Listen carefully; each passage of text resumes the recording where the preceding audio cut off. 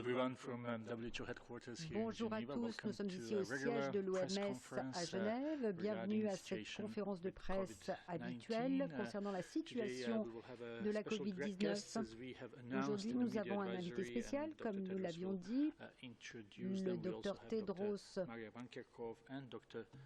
Mike Ryan. We have le as we présentera. had Nous in avons avec previous nous également days, le Dr Van simultaneous Kerkhove et le Dr interpretation Ryan. in Nous 6 avons les different services languages, d'interprétation plus simultanée Portuguese, en and 6 I will langues et 6 langues officielles thank de the l'ONU, interpreters plus who le are here portugais. with J'en profite us. pour remercier les Also, we have interprètes. sent you a number Nous of vous avons press envoyé releases également un today. certain nombre de So communiqués de hope you presse got aujourd'hui. those, and some J'espère of que them vous avez eu are l'occasion de about les the topics that we parcourir will hear about et nous today. So reviendrons sur before certains we d'entre go eux to puisqu'ils ont trait à des questions, sujets qui Dr. nous Tedros intéressent will have aujourd'hui. remarks, and he will also Si introduce vous avez our des questions, guests. des remarques, Dr. vous Tedros. pourrez prendre la parole après. Je donne tout de suite la parole au directeur général, Dr Tedros.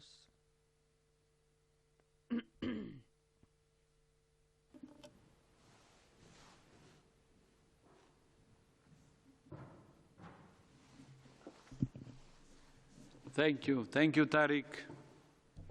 Merci, Good morning, Tariq. good afternoon, and good evening. Bon après-midi, bonsoir. 3 months ago, I convened the Emergency Committee J'ai under the convoqué international le health comité regulations, d'urgence conformément and au after règlement receiving sanitaire their international. advice, Et I après declared avoir a entendu global ces health indications, emergency, j'ai déclaré WHO's une highest urgence level of sanitaire alarm mondiale, on January le degré 30th. d'alerte le plus élevé de And l'OMS. yesterday, Le 30 I janvier. reconvened the Emergency Hier, Committee j'ai to convoqué à review nouveau the le comité evolution of the d'urgence afin pandemic de and passer advise en me revue accordingly. l'évolution de la pandémie et After 3 afin months, qu'ils me fournissent The des committee indications consists of appropriées. independent international Le experts comité est representing composé d'experts all regions internationaux and full indépendants range of représentant toutes les relevant régions expertise. et toute une I would like to gamme thank de the chair of the connaissances committee, Professor spécialisées. Didier J'aimerais Housson, remercier le président du and comité, le all the professeur Didier committee Houssin, members. ainsi que tous les membres du Of course, comité. the pandemic remains Bien a évidemment, public health emergency of international la pandémie concern. demeure une urgence The de committee santé has made publique several recommendations for WHO internationale. Le and for comité countries. a publié plusieurs To recommandations outline those à l'intention de recommendations, l'OMS et à I l'intention des would now pays. like to invite Afin de vous Professor présenter ces Housson recommandations, to say a j'aimerais few inviter le words. professeur Houssin Professor, à nous you dire have the quelques mots. floor. Professeur, vous avez la parole.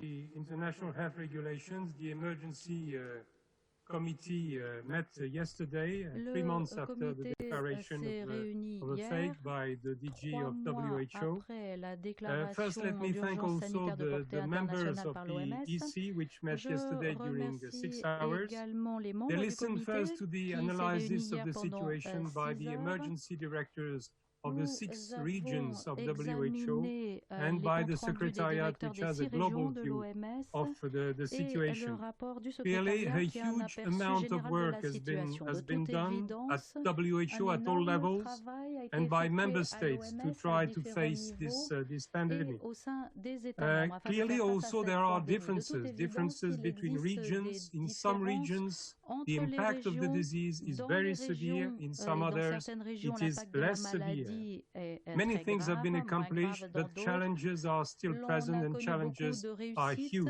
mais les After problèmes 3 demeurent et months, certains the sont EC members énormes. were first asked Après to 3 mois, on a demandé state aux whether this membres du terrible comité event de is déterminer still a public health si emergency of il international s'agissait concern. And as you toujours said, d'une urgence de Dr. santé Tedros, publique the de portée answer was quite internationale. Et simple. comme l'a dit le It docteur is Tedros, clear, the la advice to the réponse DG was est clear. très Yes, claire. C'est la réponse très claire que COVID-19 nous is avons still donnée a au public health directeur. Oui, emergency la of COVID-19 international demeure concern. une urgence sanitaire de COVID-19 portée pandemic is internationale. La not finished. pandémie de la COVID EC 2019 members were est loin then d'être asked to terminée. Les study membres du comité ont été priés advices formulated in January. d'examiner Should these les conseils recommendations be formulés en abandoned? janvier. Si Should ces they be modified? recommandations Should they be devaient être completed? annulées, s'il And fallait two les categories compléter, of advices were issued by the committee, which I would like to very briefly not review, but just to identify some of the most important ones.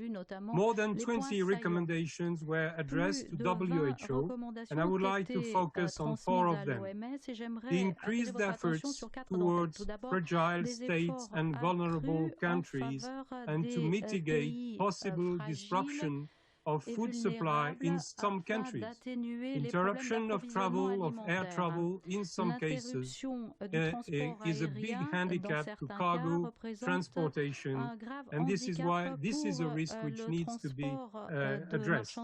Second, to develop strategic guidance with partners for a safe return to normal operation of passenger travel. This is a difficult issue because it's a question of confidence between member states, it's a question of safe travel, but it's also a very important aspect for the activities in many countries which are relying very much on air travel.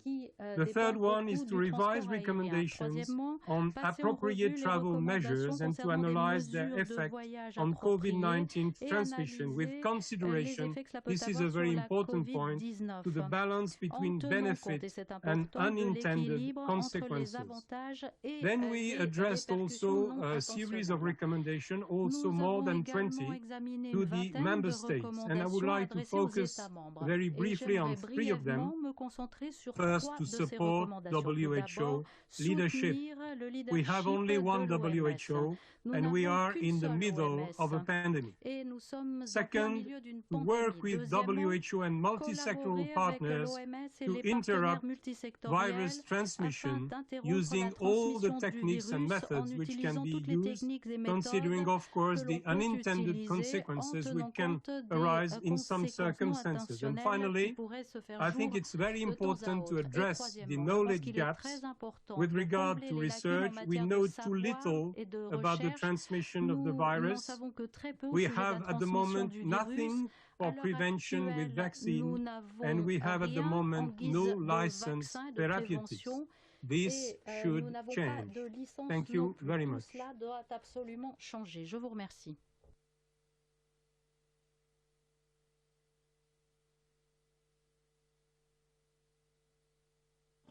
Thank you very much, Professor Didier Houssin, for these remarks. I will give the floor again to Dr. Tedros.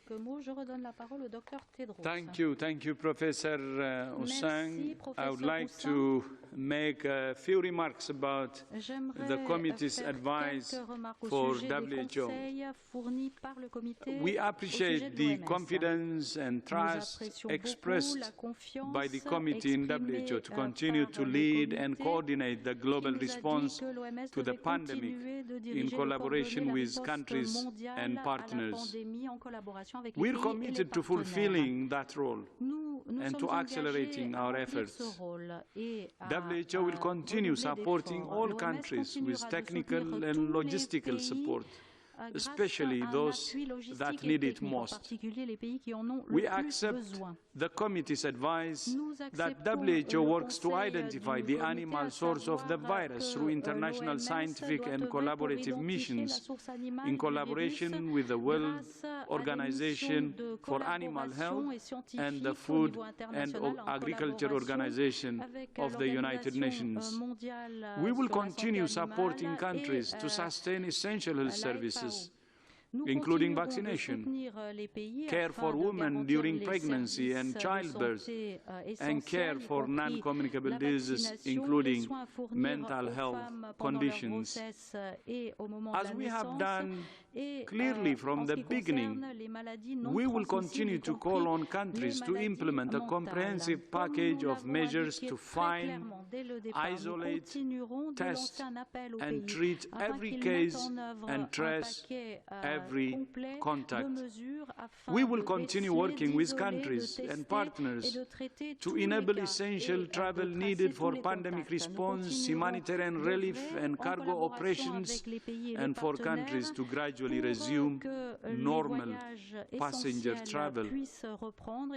As Professor Houssin explained, the committee has also made recommendations for countries, and we encourage countries to pay careful attention to that advice. And we encourage countries to follow WHO's advice, which we are constantly reviewing and updating as we learn more about the virus, and as we learn more from countries about best practices for responding to it. au fur et à mesure que nous en In apprenons davantage au sujet accordance with the du international virus. health Et au fur et à regulations, mesure que nous en savons I davantage will de la part des reconvene pays the au sujet de leurs emergency pratiques committee pour again riposter in au 90 virus. days Conformément au règlement or sanitaire sooner if international, needed. je convoquerai à nouveau le comité d'urgence As dans you remember, 90 jours ou plus last tôt si cela Friday s'avère we nécessaire. joined the Si European vous vous en Commission souvenez, and other partners vendredi to launch dernier, the en ACT collaboration avec la Accelerator Commission to européenne et ensure d'autres all partenaires, people nous avons enjoy lancé access to all the l'accélérateur tools to ACT prevent, afin de detect, permettre à and tous treat de pouvoir COVID-19. avoir accès aux outils This visant à coming prévenir, Monday, détecter, May 4, dépister the et traiter Commission la will host COVID-19. a pledging conference to Lundi, generate la funds for Commission investment organisera in une vaccine conférence de research. promesse de dons I hope afin you have de heard pouvoir the call from the financer President of the la European recherche en matière Commission, de vaccins. President Ursula Et von nous der Leyen. remercions Madame Ursula von der Today, Leyen, la présidente de la we're Commission deepening our européenne. relationship with the Aujourd'hui, European nous Union approfondissons by notre relation avec signing l'Union a new européenne memorandum en of signant un understanding nouveau mémorandum with the d'accord European avec Investment Bank, la Banque EIB. européenne This d'investissement, la agreement BIE. covers Cet 5 accord main areas couvre of work. 5 domaines de travail First, principaux. Tout d'abord, WHO and l'OMS European Investment Bank et la Banque will européenne collaborate on a new d'investissement European collaboreront Union malaria fund au to sujet address d'un nouveau market fonds failures in européen developing sur le more effective paludisme, vaccines, afin, drugs, de and pouvoir diagnostics combler for les malaria. lacunes lorsqu'il s'agira de Also, développer malaria de nouveaux deaths have vaccins fallen efficaces, by ainsi que des more than médicaments half et des since the diagnostics year pour le 2000. paludisme. Bien que, Progress has les stalled décès in recent dus au years paludisme aient chuté, and may de even plus de la reverse moitié depuis, if the l'an COVID-19 2000, pandemic les, disrupts malaria progrès control ont fléchi au cours des programs. dernières années.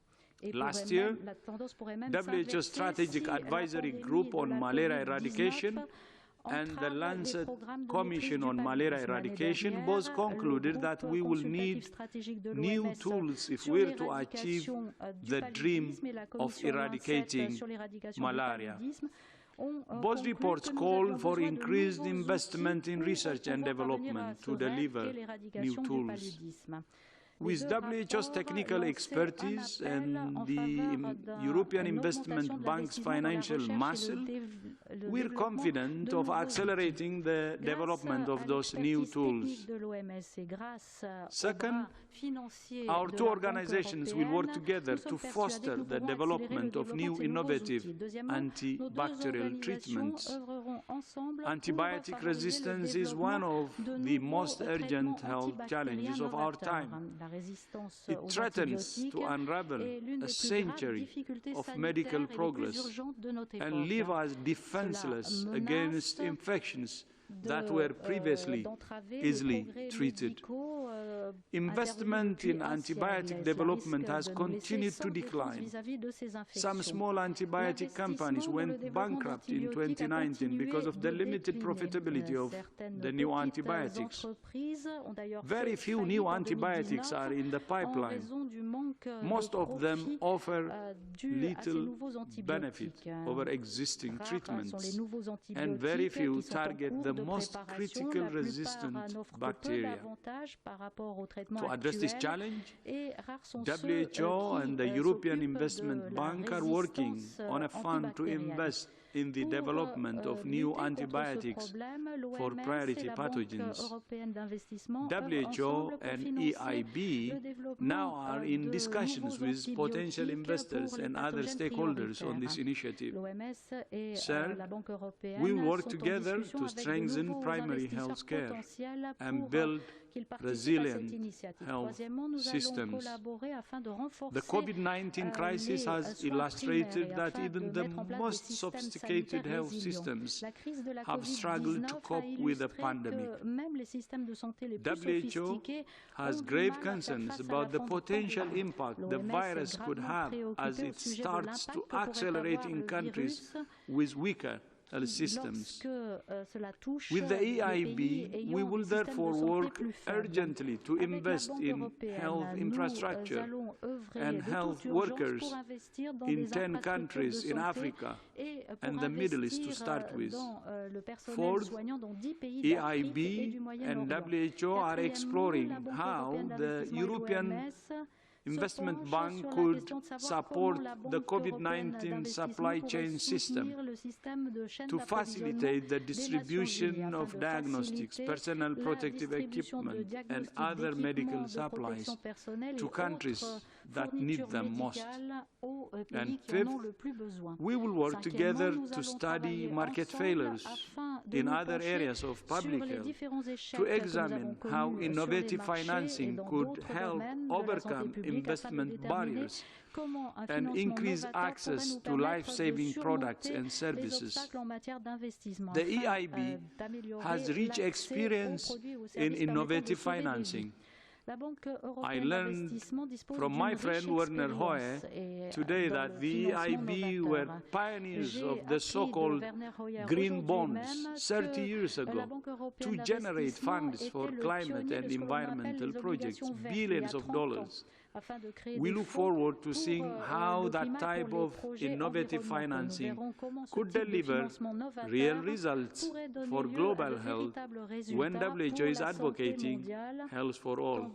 As you know, we have been saying all roads should lead to universal health coverage. And it's not actually more important than now ever during COVID pandemic to say exactly the same. All roads should lead to universal health coverage, health for all. WHO is deeply grateful to the European Investment Bank for its support and collaboration. I would now like to invite the President of the European Investment Bank, Mr. Werner Hoye, to say a few words. Vielen Dank, my friend, and you have the floor. Thank you very much. Merci beaucoup, Dr. Tedros. It's a great pleasure and honor to be with you today. Around the world, the COVID-19 pandemic is leaving a global trail of health, social, and economic destruction that is unprecedented in peacetime since the Great Depression of the 1930s. So the coronavirus pandemic has exposed weaknesses in many health and economic systems, and it has also shown vulnerabilities in the global community's ability to prevent and to respond to pandemic threats. Facing such a global challenge, the response needs to be coordinated, it needs to be bold, it needs to be quick, and it needs to be reactive to a changing environment. I would like to thank WHO and Dr. Tedros in particular for their leadership and for their tireless efforts. As the EU Bank, we are fully committed to strengthening the European Union's global response. And as the largest multilateral investment bank in the world by assets, we believe that we have a responsibility to act and can play an important role in the global response. Cooperation with WHO is formalized today with the signature of this agreement. But our teams have been working on the ground together and learning from each other, implementing health projects for some time now. Indeed, in recent years, the EU Bank has provided more than $2.3 billion annually for healthcare and life science investments across Europe and the world. Since the pandemic was declared, the European Investment Bank has transformed its support for health and business investment to help tackle new challenges. European heads of state and government have recently called on the EIB to support 200 billion of new financing for the European economy as part of the joint EU response. Outside the European Union, we have committed to provide 1/3 of the EU response, that is 5.2 billion for COVID-19 related health and business investment needs following discussions with partner countries, partners across 100 countries. On Monday afternoon, Dr. Tedros already mentioned it, we will together participate in the pledging conference bringing together the European Union, G20 and UN partners to step up research, investment in vaccine research. As part of the pledging conference, I will outline how the EIB is currently assessing more than 20 vaccine development, diagnostic and treatment projects which could provide up to 700 billion euros of new investment. So, ladies and gentlemen, my colleagues and I are pleased that today the EIB can step up our long-standing cooperation with the World Health Organization at this time of need. And it fits perfectly into our cooperation with the United Nations Organization in general and its sub-organizations. Our new partnership combines the WHO's unparalleled global health expertise and the EIB's financial strength and creativity.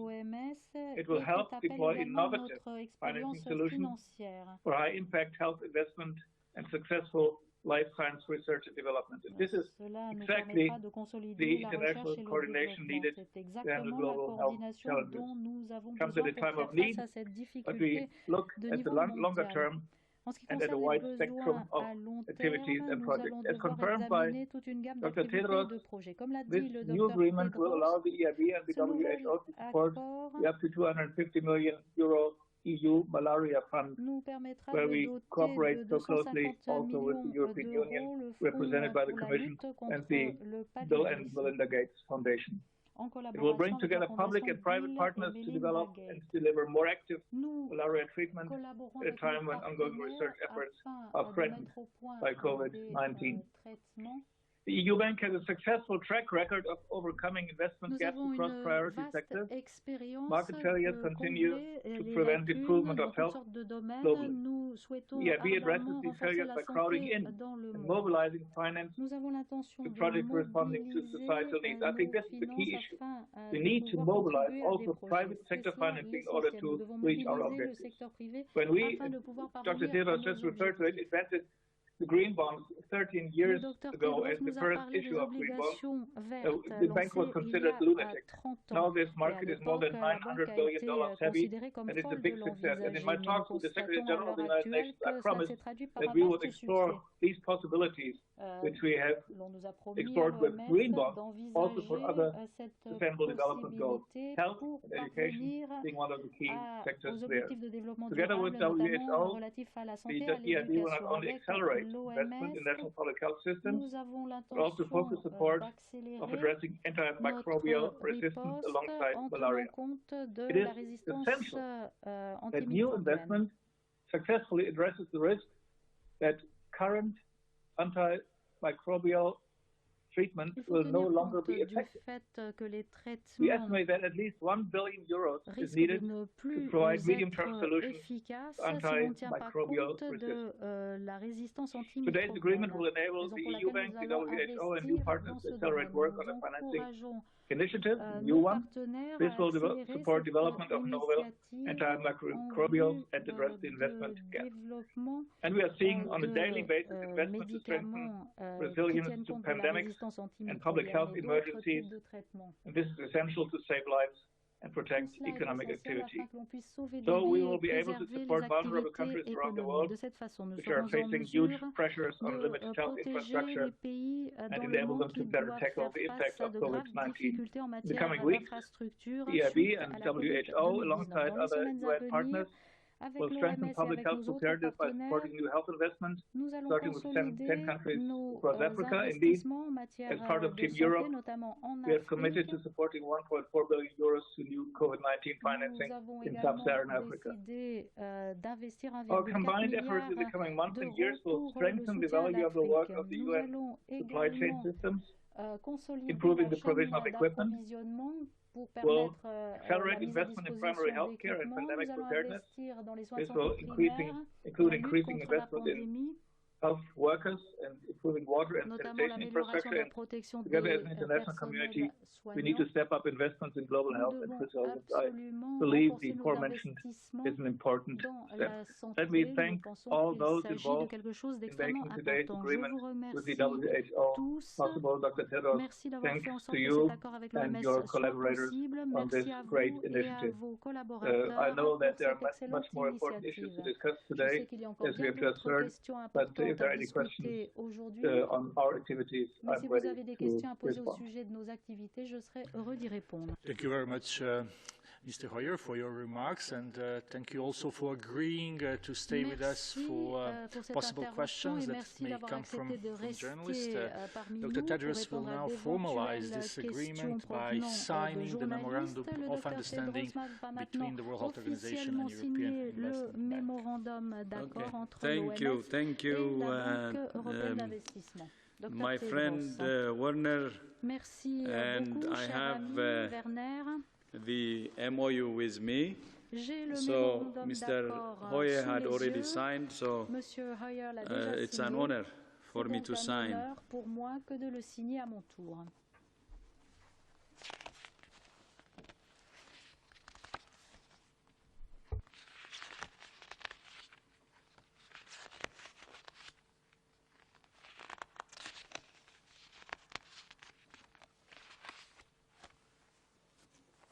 Thank you. So that's it, signed, and thank you so much to the European Investment Bank for its support, and especially to my friend, Mr. Werner Hoyer. Thank you so much. Together, we will find. Thank you. We'll get it done. And now we will open the floor for questions from journalists. I will remind everyone to be very short and have only one question if possible, as we have simultaneous interpretation in 6 UN languages: Russian, English, French, Spanish, Arabic, Chinese, and also Portuguese. Journalists may ask questions in the language they prefer. So we will open the floor, and we will start with Sarah Wheaton from Politico. Sarah, if you can just indicate for whom your question is. Yes, this is Sarah Wheaton with Politico Europe. My question is for Mr. Hoyer. Thank you very much for participating. My question is, we are talking about the event on Monday that is focused on equitable access. Likewise, the event last week was focused on equitable access. The EIB is currently in negotiations with CureVac right now about the terms of the equity investment that the board approved. And so I'm wondering what, if any, requirements the EIB will insist on as far as terms to ensure equal access for CureVac's vaccine if it does turn out to be successful. Will you insist on things like making the IP available, things like making sure the price is accessible? And I did also just want to clarify, the money for health systems in sub-Saharan Africa, is that in the form of a loan that will need to be paid back, or is that a different type of financing? Thank you. On the latter question, to be quite blunt, EIB is a bank, and the statutes of the bank exclude the granting of subsidies. So indeed, it's a loan. But the big advantage of this institution, of this EU bank, is as a treaty-based institution of the European Union, we can cooperate closely with the European Union, represented by the Commission, and combine grants given by the European Union with loans given by us.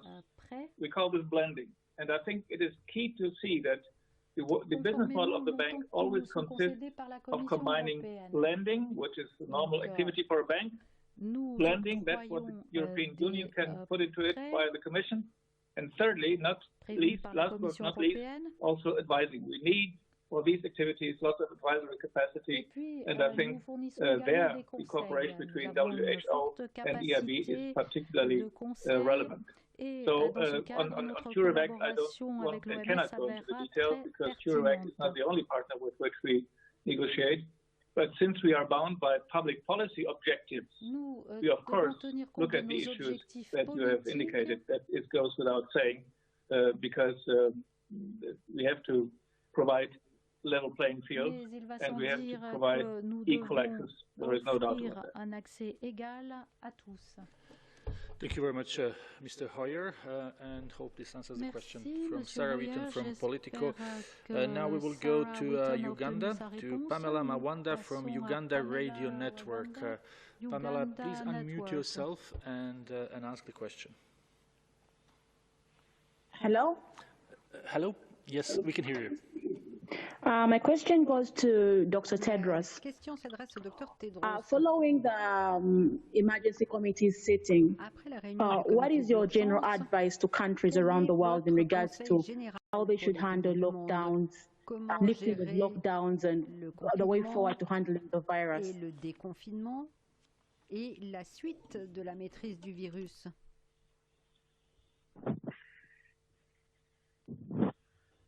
Sorry.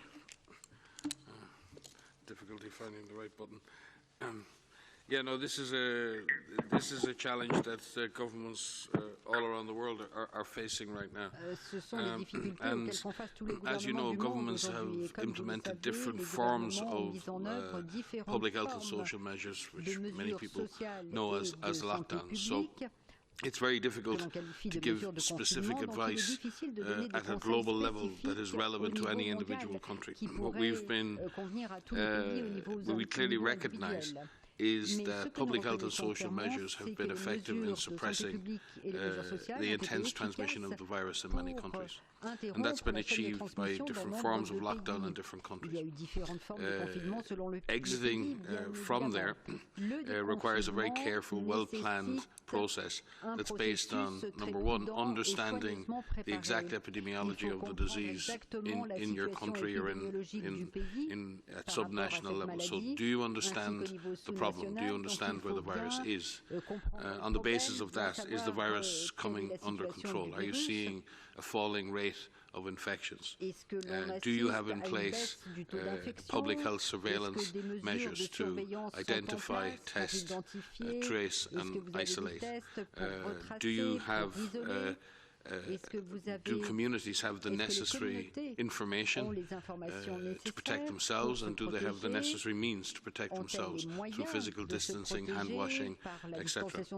And has the health service been strengthened to a point where it can treat all of the cases effectively and protect health workers with adequate PPE? So they're the types of considerations that countries need to make.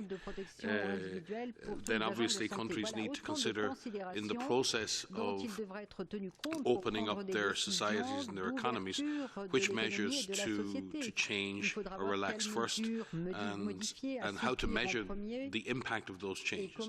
And what we hope, obviously, to see is that the reproductive number or north of the epidemic in any individual country will not jump up because of easing of certain measures. So it's really important as countries ease those measures that they're constantly on the lookout for a jump in infections, and in particular are dealing with transmission in special settings. And we've seen this in many countries. In Europe and North America, we've seen the disease in long-term care facilities. In places like Singapore, the disease in dormitories for migrant workers. So what we need to be able to do is understand that even if the disease is under control in the general population, there may be vulnerable populations or contexts in which the disease can take off again, spread, cause death, and potentially transmit back into the general community. So what we are advising is that countries take this measured, stepwise approach to the process, and be ready, if necessary, to put back in place some of those public health and social measures if needed, should the disease jump back up. I know that is not, we do recognise, and I think all governments recognise, the difficulty of maintaining lockdowns for social, psychological and economic reasons. This is not easy. And we also recognise that particularly in developing countries where the immediate economic impacts on contract workers and those who work from day to day for their daily bread is even more profound. So we are very anxious that we can move to a situation where the disease can be kept under control with less severe measures, but at the same time we want to avoid a situation where we release measures too easily and then we bounce back into intense transmission and we have to do it all over again. These are very, very difficult judgments for governments to make, but they must be done carefully and with eyes wide open. Thank you very much, Dr. Ryan. Hope this answers the question that came from Pamela from Uganda Network of Radios. The next question is from National Geographic, Sikan Akban. If you can hear us, Mr. Akban, please ask your question. Posez votre question. Hello, can you hear me? Bonjour, est-ce que vous m'entendez? Oui. Yes, thank you for taking my question, and it is for anyone willing to answer. Given what we know now about how the disease spread rapidly from China, does the Emergency Committee have any regrets over declining to declare a global health emergency during its first meetings on January 22nd and January 23rd? And if you could make the decision again, would you make a different one? Du mois de février, est-ce que vous avez rétrospectivement maybe I can just clarify that the Emergency Committee does not make such a declaration. It offers advice to the Director General on making such a declaration. I think the DG has spoken about this before. The committee met and deliberated on those at that first meeting, and in fact extended its deliberations into the next day, and did not reach a consensus, and was very much not a consensus around whether the event constituted a global public health emergency at that point. The committee did, though, ask that WHO collect more information and seek to clarify that situation and be able to come back and provide more input with affected member states in order for them to be able to reach a determination and advise the DG accordingly. And as you know, in that subsequent week, much more investigation was done in affected countries. We saw also a mission to China led by the Director General himself, and immediately on return from China, he convened the committee again, and we presented, as well as countries presented, further data to the committee, and at that point the committee assessed that a global public health emergency existed and advised the DG accordingly, and he subsequently declared that the same day. Dans le monde, et le directeur général a prononcé une déclaration dans ce sens ce même jour. Thank you. Merci. That's a very important question, so I would like to add to what Mike said. As Mike said, on the meetings of the Emergency Committee, the last meeting was on January 22, and then followed by January 23. And in both days, they have discussed about whether to declare emergency or not, but they were divided. And as you also know, emergency committee is not like a parliament. So if they're divided, they don't go into votes, but they actually propose to collect more information and more evidence, and then come back and see if they can reach a consensus.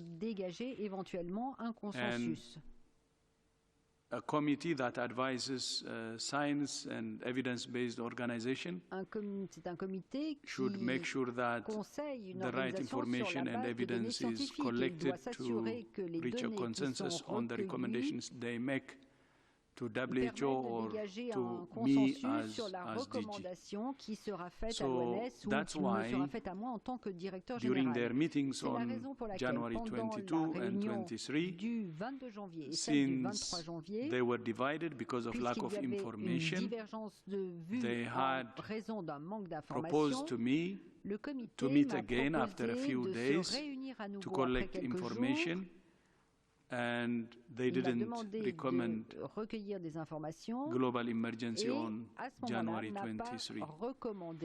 Then after a few days, they got information and evidence, and they came back. I reconvened again on January 30, and they were then very confident because of the information they collected, and when they decided the global emergency on January 30, they had a consensus to recommend that to me, and this was based on science and evidence. And during that time, on January 30th, à ce moment-là, le 30 the number janvier, of cases we le nombre had de cas outside que nous China avions en dehors were de la only Chine 82 n'était que de cases, 82. and there 82 was cas no seulement death. et aucun décès. So, meaning, I repeat Ce again, qui signifie, et je le the world répète, had enough time que le monde a to eu intervene. suffisamment de temps pour And I intervenir. can say it again, Et je peux me le and my répéter, colleagues believe that, mes and the collègues et emergency moi, committee, ainsi que le comité d'urgence, this pensons public health emergency, the global emergency que on cette urgence January sanitaire 30 mondiale was déclarée le actually 30 janvier declared in a timely fashion that Et allows a été enough time déclarée de for the manière rest of the world to opportune, respond, c'est-à-dire en because laissant we only suffisamment de had temps au reste du 82 monde pour cases réagir, and puisque no nous deaths. n'avions que I 82 repeat, cas à l'époque et aucun 82 décès. cases Je le and répète, no deaths. 82 cas et aucun décès. To declare global emergency Pour in that déclarer une situation, situation d'urgence I think sanitaire it says it all. dans ce contexte, eh bien, It je vous says it laisse all. juger vous-même, c'est clair. And anything between 22 and 30th January Tout was ce qui to s'est collect passé entre information. le 22 et le 30 And then the janvier, other thing c'est I would un like to exercice say de is, collecte d'informations. even between 22 January Et or même entre 23 le January and 23 30th January, janvier et le 30 we janvier, didn't waste any time, nous we n'avons didn't want pas to waste perdu any de temps, time. nous ne voulions pas perdre de And as temps. Mike said, Et comme we l'a had dit to move Mike, immediately, travel to nous avons Beijing dû nous rendre immediately immédiatement à to Beijing discuss pour with the leadership discuter and avec to les find, dirigeants to chinois see for ourselves the et situation pour in China. vérifier par nous-mêmes la situation en Chine. I remember then Je me rappelle people telling us, advising us not to travel to China que les because this gens nous virus is conseillaient de new, ne you pas don't know nous how it rendre en Chine behaves, parce qu'on ne savait you're pas comment le putting your virus se life at risk. comportait, qu'on And we mettait said, notre no, vie we en go. péril.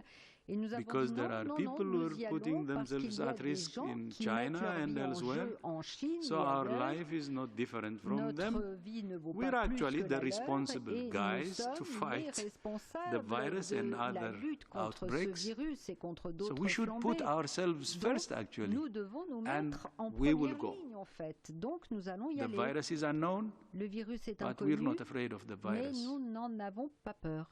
We will go Nous and irons check, et nous even if vérifierons it's par nous-mêmes, putting ourselves at risk. même si cela That risque was de mettre notre when vie en there were péril. many unknowns of the Et virus c'est vrai qu'à l'époque, traveling to il y avait beaucoup the d'inconnus. country where the Donc on se outbreak was rendait dans le pays raging. dans lequel la flambée But it's not faisait just a rage. travel Mais ce n'était pas un simple to voyage China, which en Chine.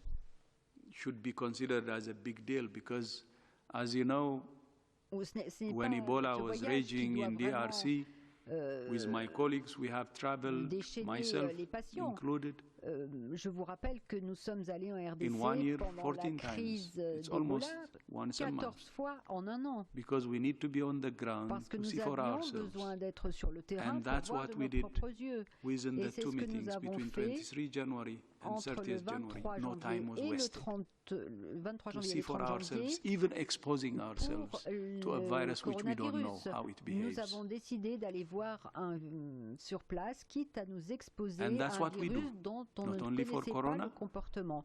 but C'est ce qu'on Ebola. fait.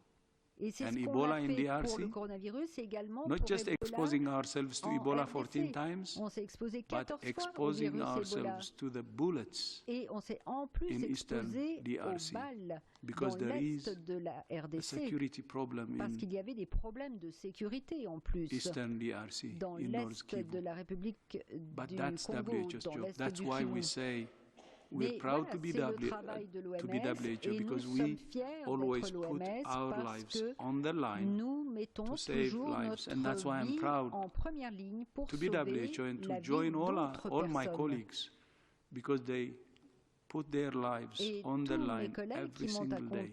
tous mes collègues We risquent lost leur people vie in chaque jour. DRC. They Nous gave avons their lives while saving perdu others. des And even collaborateurs en recently, RDC et même récemment, we lost nous our avons colleague perdu in Myanmar notre collègue au Myanmar collecting a sample alors qu'il collectait un échantillon for COVID, pour and he la was Covid killed. et il a été tué.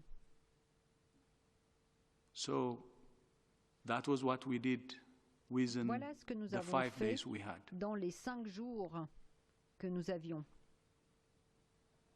that's the time when we also agreed with China to send the international experts nous nous sommes mis d'accord également avec la Chine pour to go l'envoi and assist China to check for themselves, which was a groundbreaking negotiation and agreement that China agreed, and the experts were from many countries like Japan, South Korea, the United States, Singapore, Russia, Nigeria, le Nigeria and others. Et d'autres pays encore. They opened up to work with international experts. La Chine and that's what we did between 23 January et c'est ce que nous avons fait entre le 23 janvier et le 30 janvier. And I repeat, the 30th January was a timely declaration of the highest level of global emergency based on the International Health Regulation, which is WHO's mandate. Du règlement sanitaire international. Et ça, c'est justement le mandat de l'OMS. Merci beaucoup. Peut-être que le professeur Houssin souhaite ajouter quelque chose. Président du comité d'urgence. I think that Dr. Tedros explained very clearly the situation and the situation in which the emergency committee was on the 22nd and 23rd. That is, on the 22nd and 23rd, there were 4 cases abroad, of course, with no death. And of course, in French, we call it lucidité a posteriori.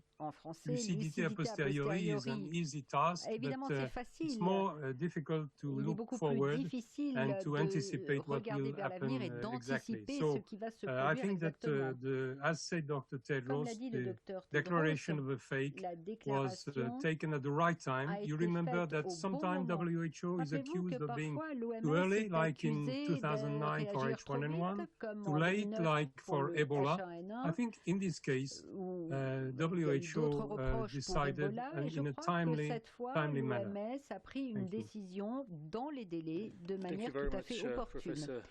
Merci beaucoup, professeur Houssin, président du comité du groupe indépendant d'experts. Nous venons d'envoyer la déclaration du comité d'urgence, donc vous devriez la trouver dans votre boîte aux lettres. Gabriela Sotomayor de l'agence de presse mexicaine a la parole. Gabriela, can you hear us? Gabriela, est-ce que vous nous entendez? You need to hola, hola. Hola. ¿Me escuchan? Sí. ¿Me escuchan? Sí, sí, please go ahead. Ok. Muchísimas gracias por dar. Merci de me donner poder hablar en español. Et merci de me donner la posibilité de m'exprimer en porque en México la tasa de letalidad por el COVID es del 9.4%. Es mucho más alta que en Estados Unidos, por ejemplo. Entonces me gustaría saber qué es lo que observan ustedes con respecto a la situación en México, especialmente porque están haciendo el confinamiento, pero no están haciendo los tests. No han hecho muchas pruebas como ustedes recomiendan. Entonces, ¿cuáles son los riesgos de tomar solamente una estrategia? En otras palabras, si tuvieran que elegir entre confinamiento y medidas de salud pública, incluyendo el test, pues ¿cuál escogerían? Et mesures de santé publique, c'est-à-dire tester, entre les deux, lequel choisiriez-vous? So I can start and perhaps Mike or DG would like to supplement. Je vais commencer peut-être que Mike et le directeur général devront compléter. Alors, il y a eu plusieurs questions. Tout d'abord, s'agissant de la mortalité, je crois que nous avons passé pas mal de temps à essayer de décrire les difficultés et à estimer les difficultés alors que les événements se déroulaient progressivement. By country, if you actually look at how many, if it's defined as how many deaths are reported among the cases that are reported. And there's challenges with that. One is depending on the testing strategy and how much testing is being done, you may be missing cases that are on the more mild end of the spectrum. And so that's important to understand. In terms of mortality in capturing deaths, many countries right now are struggling to capture the deaths that are occurring from COVID-19. There's a very good example across Europe through the Euromomo project, which is capturing excess mortality in many countries across Europe. And excess mortality right now is very high. And so I think it will take some time for us to really understand which deaths are due to COVID-19 directly in terms of the infection causing that death, and which of the deaths are associated with COVID-19, either because someone has died because they didn't get care for some other reason. And I think it's going to take some time. So we have to be careful when we compare mortality from Mexico versus mortality from the United States versus mortality even within a country. And so there are some challenges there. Your other question about whether we do testing or whether we do public health measures, that's not the right question, unfortunately. It has to be all of these measures together. It has to be. Testing alone does not work. Contact tracing alone does not work. Lockdowns alone do not work. It has to be part of a comprehensive strategy. Testing needs to be strategic. It can't be testing every single person in the population. It's just not feasible. It's just not possible. We have tried to be very clear in our testing strategy and prioritizing your tests for suspect cases, testing suspect cases and contacts who develop symptoms. That's the priority. In situations where testing may become challenging because the tests aren't available or the reagents aren't available or the swabs are not available, then you need to be more strategic, even more strategic, and maybe focus on those individuals who may develop severe disease and require care. Maybe focusing on more intensively on healthcare workers. And so it's a much long-winded answer because it's complicated. It depends on the situation that you're in, but it has to be a series of measures that are put in place. It cannot be one situation, one measure alone. The DG has said not testing alone, not contact tracing alone, not isolation alone, not quarantine alone, not lockdown alone. All of these measures. Physical distancing is important. Hand hygiene is important. Respiratory etiquette is always important. So it's all of these measures that need to be considered when either intensifying them or lifting them.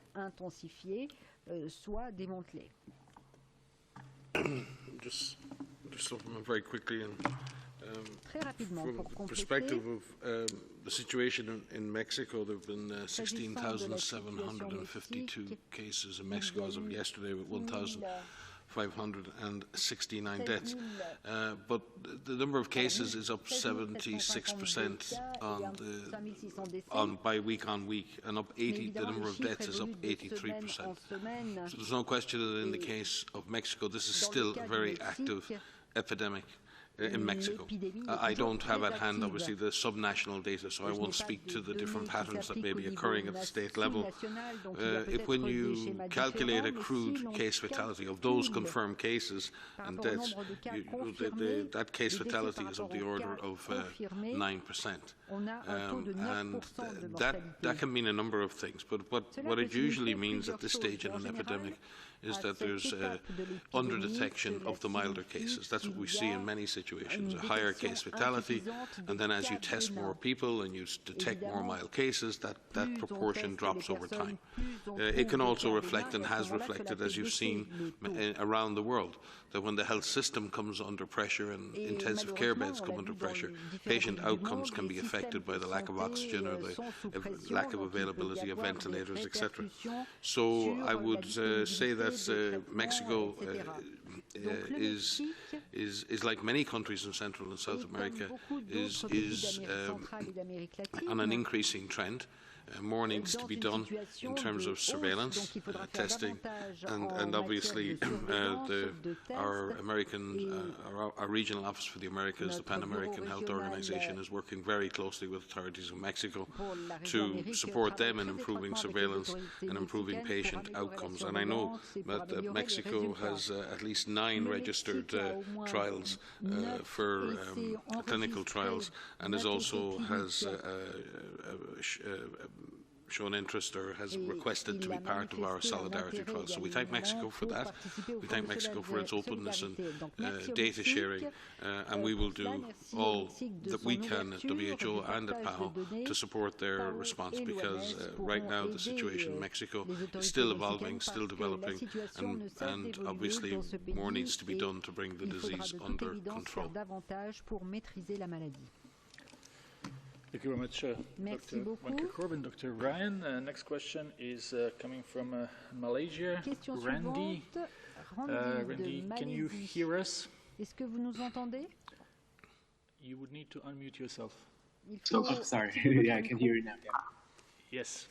Yes. For taking my question. I'm Randy from The Telegraph. My question goes to the WHO in Geneva. So I'd like to ask you a question with regard to the spread of the virus in prisons and mental health institutions in Indonesia, the Philippines, and basically the rest of Southeast Asia. So how worrying is this situation in the region in general, do you think? And what do governments in the region have to do more to tackle this crisis that might be taking place in those facilities? Thank you. Thanks for the question. I don't have specific numbers on the impact of prisons or mental health institutions in countries in Southeast Asia, but it's something we've issued guidance on in both cases. It's a concern. We've said the same about long-term care facilities in Europe, dormitories for migrants in many countries in the Middle East, in South Africa, in Singapore, prisons all over the world. We've talked about cruise ships and other types of vessels. We've talked about any long-term care facilities. And the reason why we've spoken and we've been so concerned about these facilities for two reasons. One is that if a disease gets into a closed community, the disease can spread very quickly. In fact, one of the most successful programs for doing sentinel surveillance for influenza over the last 30 or 40 years was using boarding schools to check for the disease, because once influenza arrived in a boarding school, it spread like wildfire. So you could pick up a signal of the arrival of influenza in a country by these groupings of people who amplified the disease. They almost became like amplifiers. So anywhere where people come together, a respiratory illness will spread quickly. That's always a difficulty and a problem. If it's a young, healthy community that are infected, then obviously the impact on them may be less, but at the same time could be significant. When that disease gets into an institution or a facility in which there are many vulnerable people, be it people with underlying conditions, older populations, then the impact of the disease, not just the transmission, is great. And I've said this before at these press sessions. It doesn't matter if you're in prison, it doesn't matter what your crime is.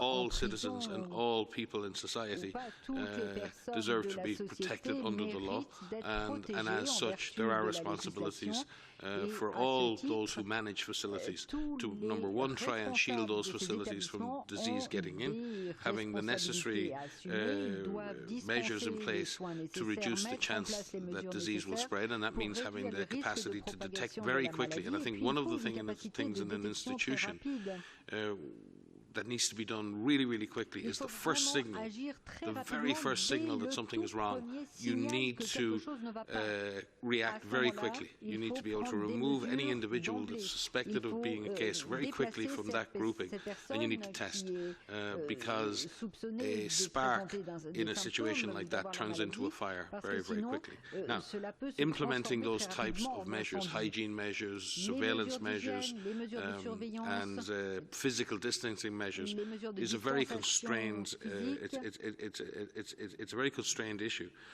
because prisons have a limited size. Some countries have dealt with that by releasing prisoners for non-violent crimes or prisoners towards the end of their sentences. That can be done. Authorities in Singapore are working very hard to improve hygiene and physical distancing in the migrant dormitories there. It's much more complex in certain other situations.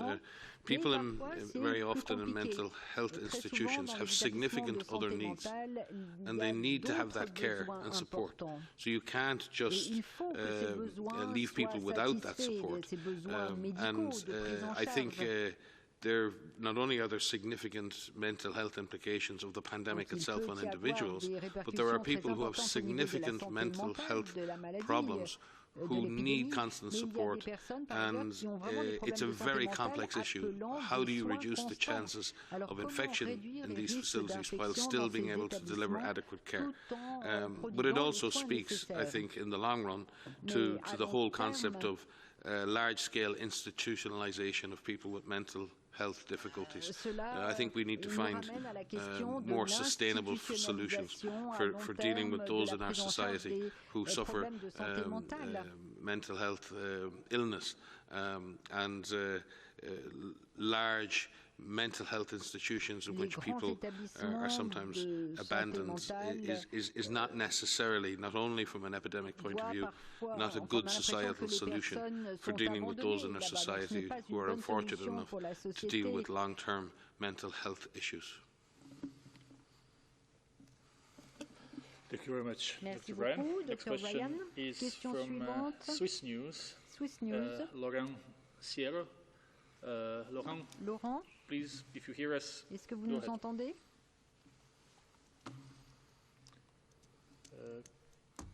Laurent, can you hear me? Yes. Yeah.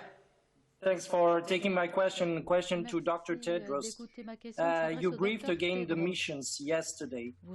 I was wondering whether the countries whose leaders have been vocal in criticizing WHO, like the US and Brazil, are still actively taking part to these briefings, or do you face boycotts, and what kind of engagement are you able to maintain with these countries? Alors, quels sont les types de relations que vous continuez d'entretenir avec ces pays? Yeah, thank you. Thank you for that question. We are actually in constant contact, and we work together. Et nous continuons à collaborer. Merci. Thank you very much. Merci. Let's try to go to Morocco now, and it's Morocco World News, and we have a Kristen Janaris. Kristen, can you hear us? Kristen, pouvez-vous nous entendre? Yes, I can. Yes, we can hear you too. Please go ahead. Great. Thank you so much for taking my question. My question is regarding the WHO and EIB support for, you had mentioned 10 African countries. I'm curious as to which countries will be supported by this partnership and what the selection criteria is for them. Les critères pour permettre à ces pays de bénéficier de ce soutien. Thank you very much. Do we have Mr. Hoyer online? Maybe Mr. Hoyer would like to start. I'm in, but I must disappoint you because this communication has not gone to the respective governments yet, and therefore, for the time being, I cannot respond to this. And together with the WHO, we will do that within the next couple of days. Pas vous répondre maintenant. Je suppose que c'est l'OMS qui vous répondra dans les jours à venir. Okay. Thank you very much, Mr. Merci beaucoup. Hoyer for this. Let me just see who do we still have online. Let's take Jamie Keaton from Associated Press. Jamie Keaton de Associated Press. If you hear us, please unmute yourself. Si vous nous entendez, activez votre micro. Very good. Jamie, yes. Can you hear me? Yes, now it's okay. Okay, great, thank you. Hi, thank you very much for taking my question. Merci de prendre ma question. I have just a quick question for Dr. Tedros and then a follow-up to Dr. Husson.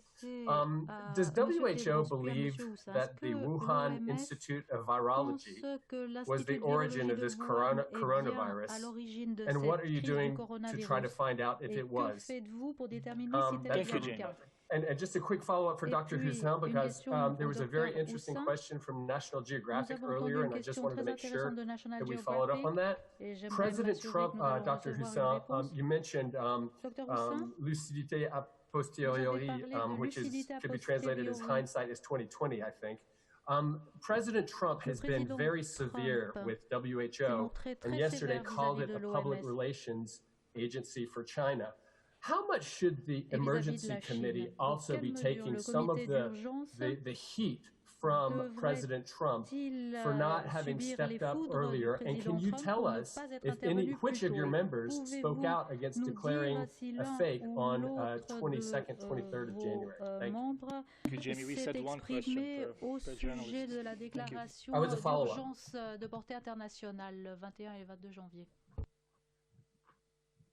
Professor Houssin, do you want to?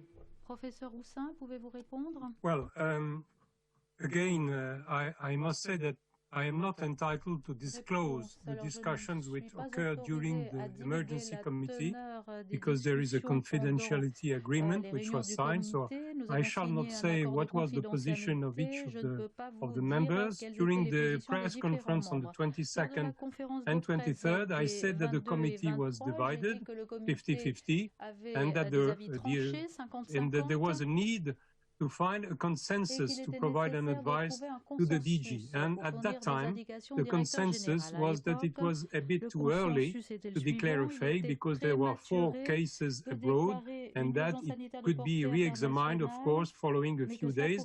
Nevertheless, as said Dr. Tedros, recommendations were made which were allowing to start all the measures that would be necessary to implement in such a situation. So this is the only thing I can say on this matter. For the political aspect, I think Dr. Tedros is perhaps better placed than me to respond. Thank you. Thank you very much.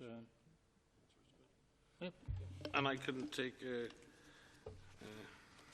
welcome Jamie. Conferences aren't the same without you, so thank you for your question.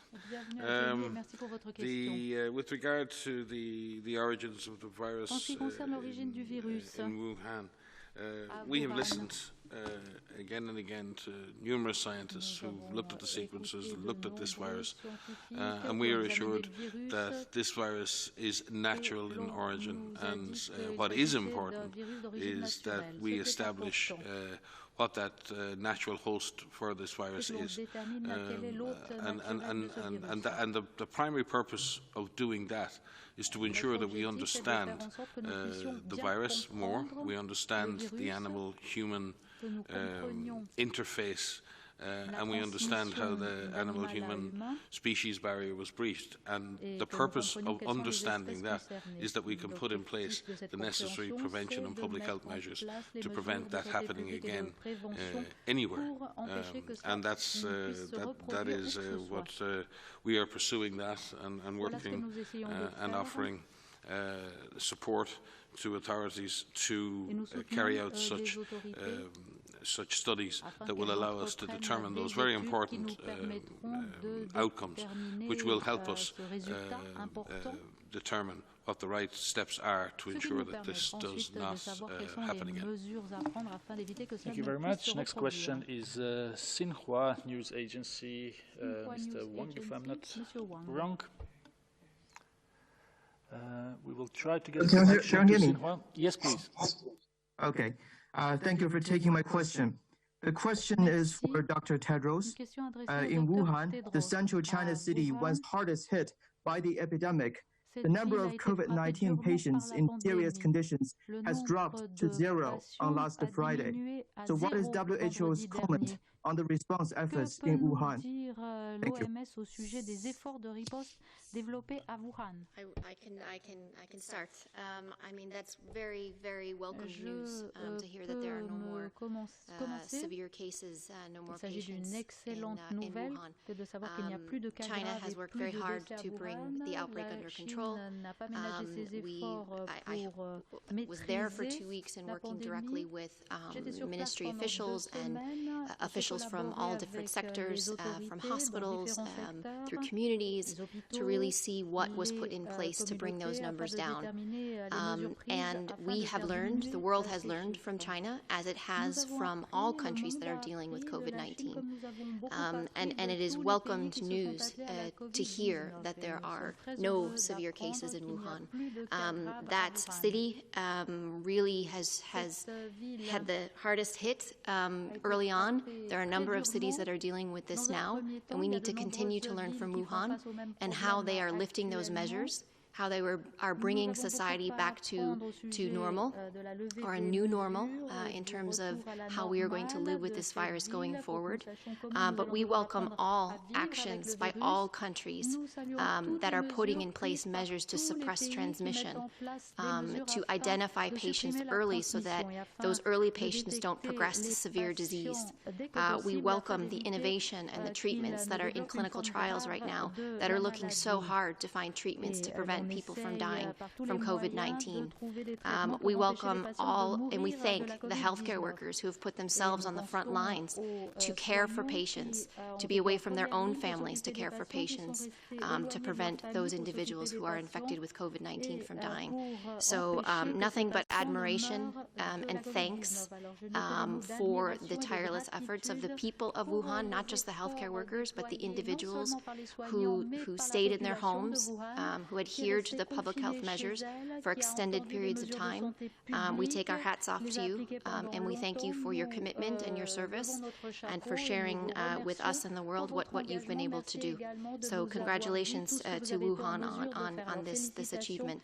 And we know that you will remain vigilant to find any additional cases that come, because this is far from over, and we know that, and everyone stands at alert to find cases as quickly as possible. Thank you very much. We have time for 1 or 2 more questions, so we will try to go to Spain now. Cristina Masdiaria. Cristina, can you hear us? Hello, we are trying to get Cristina from Spain. Yes. Yes. Yes, hello, can you hear me? Yes, we can. Thank you for answering my question. I would like to ask Dr. Maria Van Kerkhove if she could then where are we now in the evolution of the pandemic?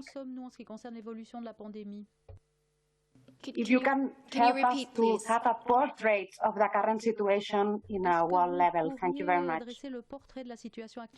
So thank you for the question. That's a difficult question in terms of where we are in this evolution. So we are clearly, many countries are in the difficult time right now in terms of dealing with this outbreak.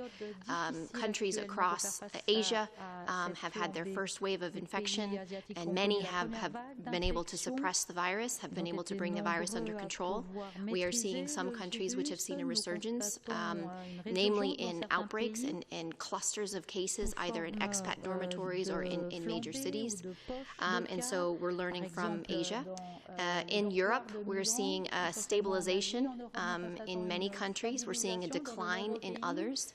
And so that is welcomed news, but many countries have imposed very strict public health and social measures, or so-called lockdown measures, and are looking to ease those. So we cautiously need to see how, with the lifting of those measures, how that will impact the virus in terms of its ability to transmit further. We are seeing increases in a number of countries across the Americas, and we've covered a couple of those today already, but there are many countries which are seeing an increase, which is a worrying trend. We're seeing a number of countries in the Eastern Mediterranean region see a stabilization and a decline in their cases, and again, this is welcome news in terms of their ability to suppress this virus, but again, they have also imposed strict public health and social measures, so we need to watch with caution as those increase.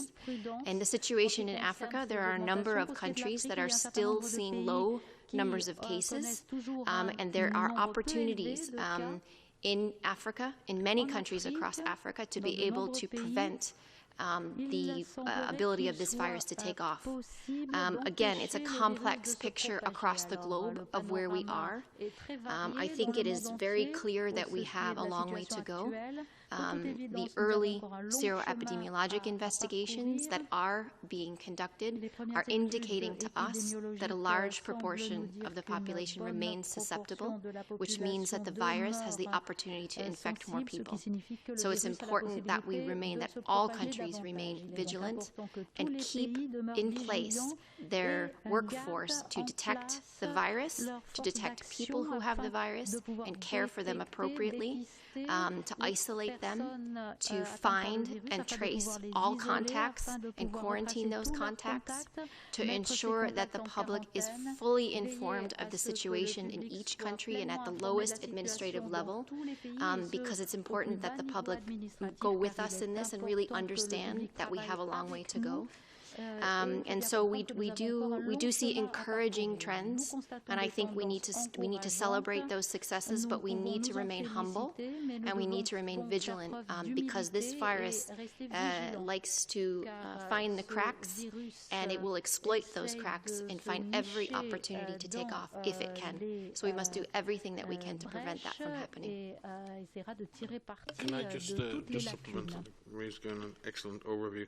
I just want to highlight one particular situation that we become increasingly concerned with, and that is the rising number of cases in countries affected by fragility, conflict, and with high numbers of vulnerable populations, refugees or displaced populations. Over the last week, a number of weeks, we've seen worrying increases of disease in Haiti, in Somalia, in Sudan, in South Sudan, in Yemen, in Syria, in Afghanistan, in Sierra Leone, in the Central African Republic, and most recently investigating a serious cluster of respiratory disease in adults in Kano in northern Nigeria. We remain deeply concerned about the impact that this disease will have in communities who are already greatly underserved, have many underlying conditions, and it's a real concern for the humanitarian community. And I know Mark Lowcock, the Undersecretary General for Humanitarian Affairs and the Director General, launched a humanitarian appeal a number of weeks ago now, but there's still a lot of work to do in countries. We need to get sustainable access to all populations in all countries, and we need to be able to deliver essential health services as well as COVID response. And I think it's truly important that this happens, because these populations have already suffered too much. And the extra impact of COVID-19 at this point can be avoided if we rush to provide the extra support that's needed for these people who live on all sides of conflict. And as the Secretary General has called for on a number of occasions, we need a de-escalation of conflict in these situations in order for a proper COVID-19 response to be mounted. No one on this planet will be safe until everyone is safe, and we cannot let this disease spread unchecked in these communities. It is neither the right thing to do, nor is it the smart thing to do. And maybe we take last question before we finish here. Catherine Fiancan from France 24. Catherine? Yes, do you hear me? Hello? Do you hear me? Yes. Okay, good afternoon. Thank you for taking my question.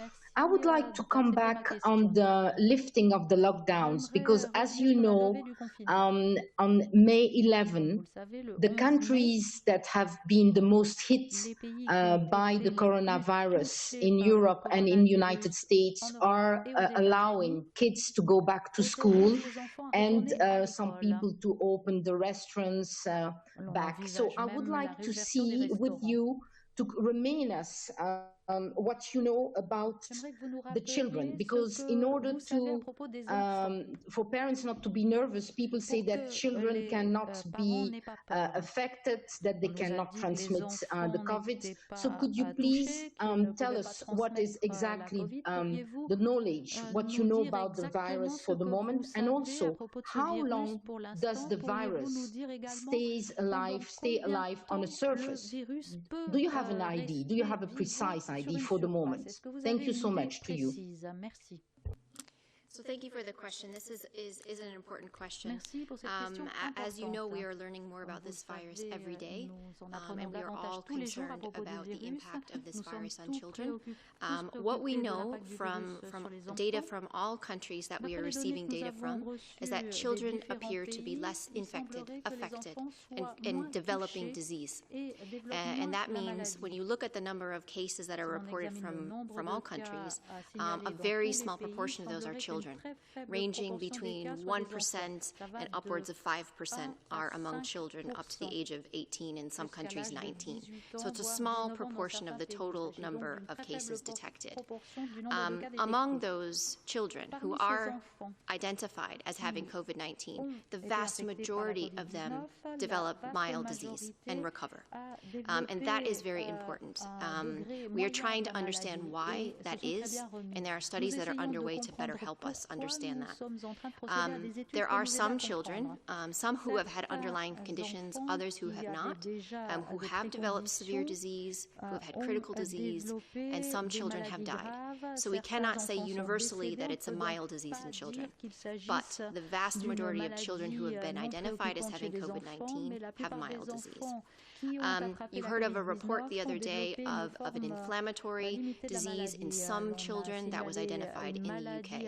Now that is significant in the sense that we have astute clinicians and nurses and healthcare professionals who are looking at how this infection is impacting the body, and they picked up a signal.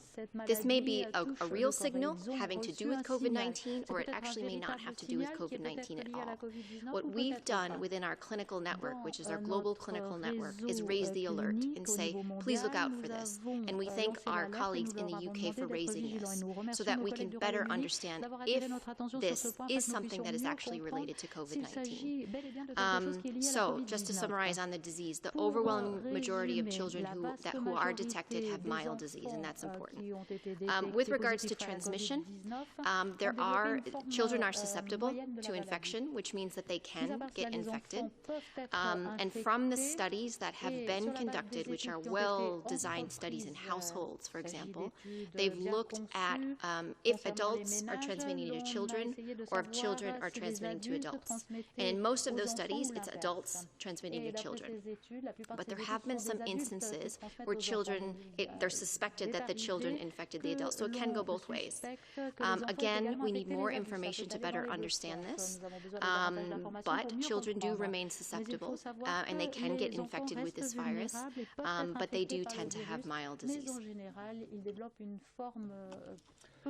Thank you very much. We will conclude today's press briefing. I will just ask Professor Houssin and Mr. Hoyer if they would like to add something at the end. Maybe we start with Professor Houssin.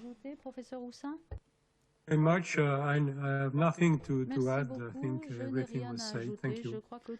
Thank you very much for your participation, Professor Houssin. Mr. Hoyer, would you like to have some final words?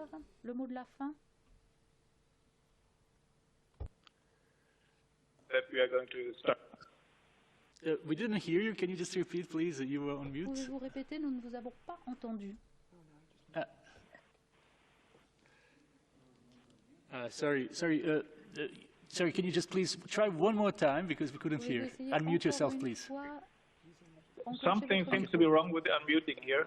Now it's okay. Better now? Now it's okay. Okay, so just thank you very much for the opportunity, and let's start a great cooperation. Good luck for your work. Thank you very much for your participation. Merci pour votre travail. Merci pour votre participation. Thank you, Professor Houssin, and also my friend Warner. And I would like to thank all who have joined, Je remercie and I would like to wish everybody happy Labor Day. Have a nice weekend. This too will pass, and the antidote is solidarity. Let's stay together. Thank you so much. And see you on Monday. Merci et je vous dis à lundi. And we will have an audio file available very shortly and transcript hopefully tomorrow. Have a nice weekend and happy Labor Day. Et une transcription d'ici lundi. Bon week-end, la séance est levée.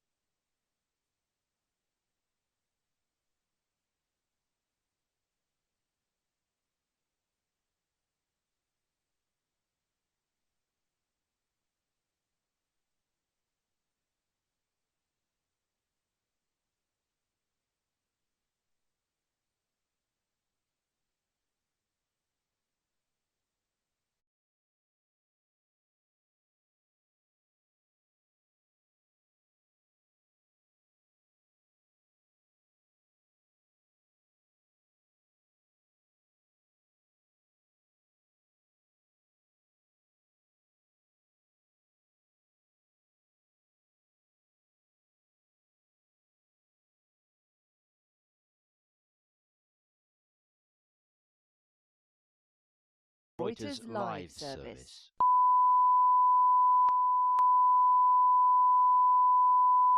This is the primary audio circuit for the Reuters live service.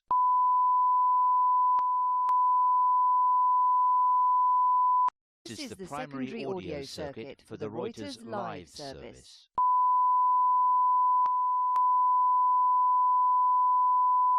This is the primary audio circuit for the Reuters live service.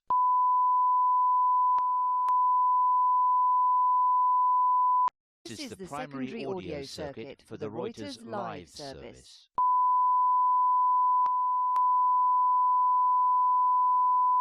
This is the primary audio circuit for the Reuters live service.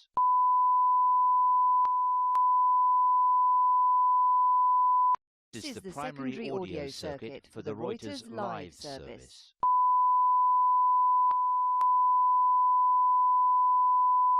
This is the primary audio circuit for the Reuters live service.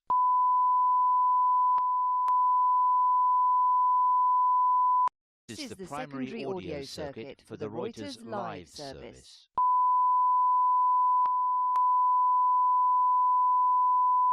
This is the primary audio circuit for the Reuters live service.